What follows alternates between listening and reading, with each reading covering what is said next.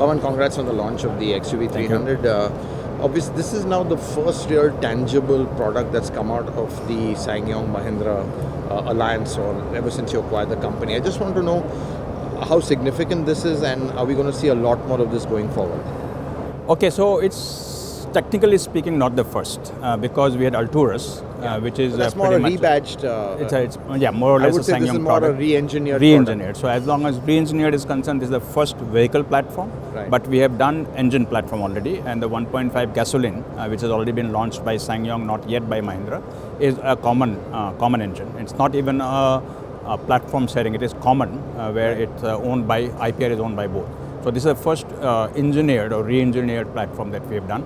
And I think it's a very big deal for us, a very big deal, because it does several things. Number one, it demonstrates the value that Mahindra is getting out of SsangYong acquisition, because we are now able to combine platforms, and given that SsangYong is in the same sort of space that we are in Mahindra, it makes it easier for us to get that value. Second thing is it allows us to do best of both worlds.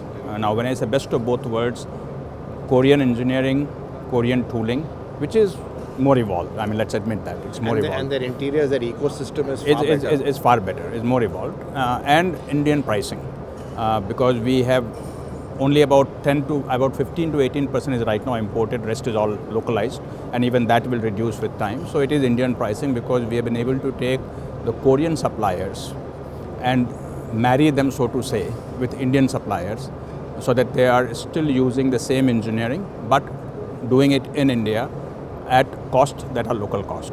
So that allows us to do the best of both worlds. Third thing is that we had the freedom to re-engineer the product for the Indian consumer.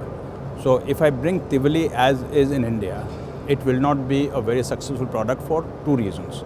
A, it's more than 4 meter and therefore will become very expensive. And B, the design is from Indian consumers' perspective is not as SUV as they would like to see. Right. And we have tried to take care of that, and we talked about that earlier by raising the vehicle, by changing the stand, and give the family look. And I think XUV300 name fits perfectly on this vehicle, and I'm very happy that it's all come together. So Pawan, in a broader world of alliances which the auto industry is going today, I mean, I think you're looking well placed. You've got Mahindra, you've got SsangYong, and you've even got Ford as well. So is this the way forward, that scale is something you all desperately need, because sharing costs and sharing resources in a world where you have to invest in all kinds of powertrains, electric, I don't know, hybrid some are doing, autonomous eventually. I mean, is this giving you comfort, and is this the way forward that you think, it's going to be a kind of, let's say, alliances going forward? Yeah. Thomas, you know it better than anyone else that even companies that make 5 million vehicles a year, even they are saying we need alliance to manage cost, manage development cost, manage technology cost. And that's the order of the day. No auto company in the world, I think, can survive without having alliances, which allows them to share technology development, which allows them to share a platform, and sometimes even allows them to share markets, right? And our alliance with SsangYong by virtue of ownership, and alliance with Ford by virtue of our agreement, I think gives us opportunities to kind of use both of these alliance partners to work together in a three-way fashion to bring out products that would be right for our markets and at a cost that will keep us ahead of competition. So just last question, do you think we are still subscale the Indian market, because you've got 50% Maruti handling 50% of the market and everyone else has to... So the word I'm using is subscale. Is that still a challenge? There's no doubt. There's no doubt, because if you take half the market away, what is remaining is 2 million. 2 million is in about 13 or 14 automakers, right?